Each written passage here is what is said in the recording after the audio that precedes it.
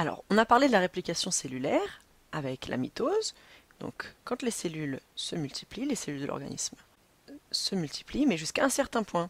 C'est-à-dire que lorsqu'une cellule, sans la présence de ses voisines, elle va s'arrêter de se multiplier. C'est ce qu'on appelle l'inhibition de contact. L'inhibition de contact qui garantit une prolifération contrôlée.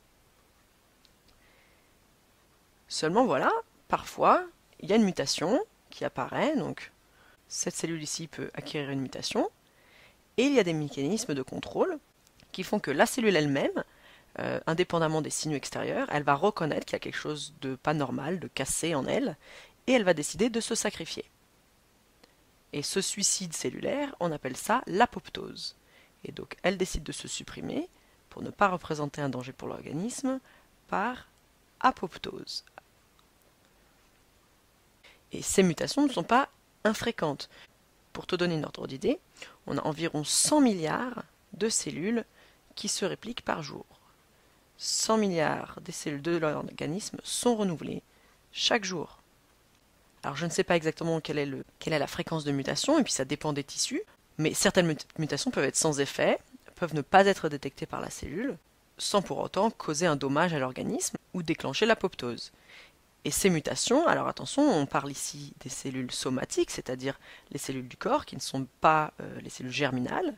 Toutes ces cellules continuent de donner lieu à des mitoses, donc des réplications de l'ADN. Et lorsqu'il y a des étapes de cette réplication qui ne se passent pas exactement comme il faudrait, eh bien, ça donne lieu à des mutations, mais qui ne sont pas transmises à la descendance. Tout cela reste dans la partie des cellules somatiques. Alors tu peux dire 100 milliards de cellules qui se répliquent par jour, c'est énorme, ça doit être la totalité des cellules de mon corps.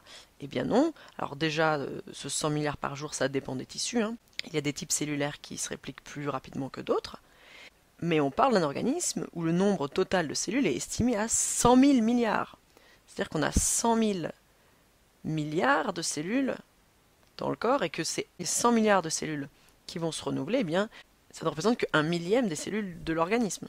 Et ce qu'on peut voir apparaître, c'est donc quand une cellule a subi un événement de mutation et qu'elle ne détecte pas, ou bien qu'elle ne décide pas de procéder à l'apoptose, cette mutation va éventuellement dérégler les systèmes de régulation de la cellule, et notamment l'inhibition de contact et l'arrêt de la réplication. Et donc cette cellule mutante va commencer à faire des mitoses et à se répliquer à l'identique, donc à générer des cellules qui, elles aussi, porteront toute cette mutation.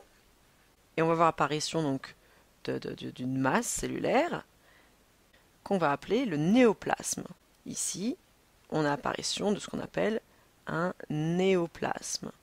Alors, ça ne fait pas forcément une masse solidaire, ces cellules peuvent circuler, mais on a ce terme générique de néoplasme.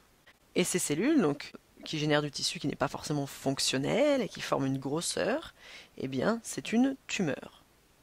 Un néoplasme, c'est aussi un synonyme pour parler d'une tumeur. Mais si leur multiplication n'est pas complètement hors de contrôle, si ce tissu, qui n'est pas forcément fonctionnel, ne s'avère pas dangereux pour l'organisme, eh bien, on parle d'une tumeur bénigne. Une tumeur bénigne. Et ça, c'est une bonne nouvelle, c'est-à-dire que si chez quelqu'un on détecte une tumeur, et que cette tumeur, après être analysée, est déclarée bénigne, ça veut dire qu'elle n'est pas dangereuse, qu'elle peut être tout à fait contrôlée, qu'elle n'est pas dangereuse pour l'organisme.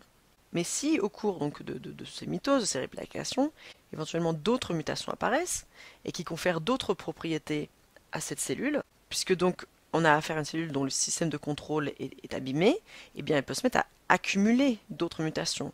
Donc on peut observer certaines cellules qui vont continuer à accumuler d'autres mutations, qui vont proférer d'autres propriétés anormales à ces cellules, et éventuellement commencer à avoir une croissance hors de contrôle.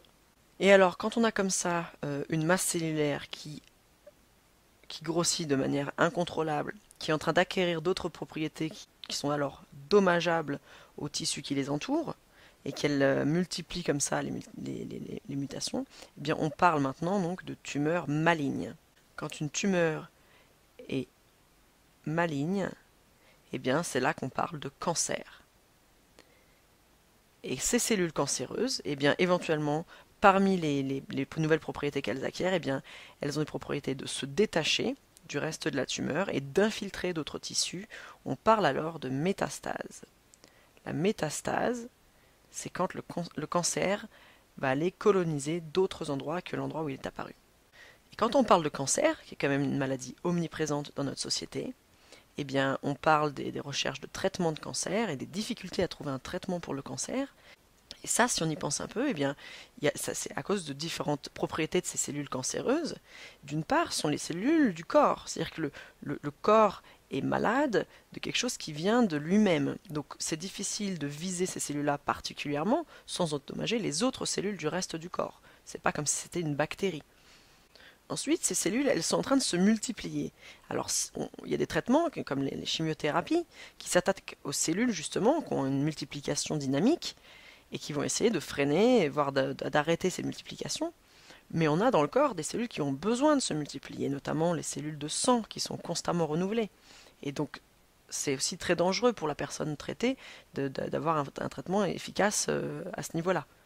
Et la difficulté qu'on retrouve à cibler précisément un type cellulaire, parce que tu peux te dire, ah oui, mais si on arrive à identifier quelle est la mutation, on pourrait développer quelque chose de dirigé vers cette mutation-là et bloquer ces mécanismes-là.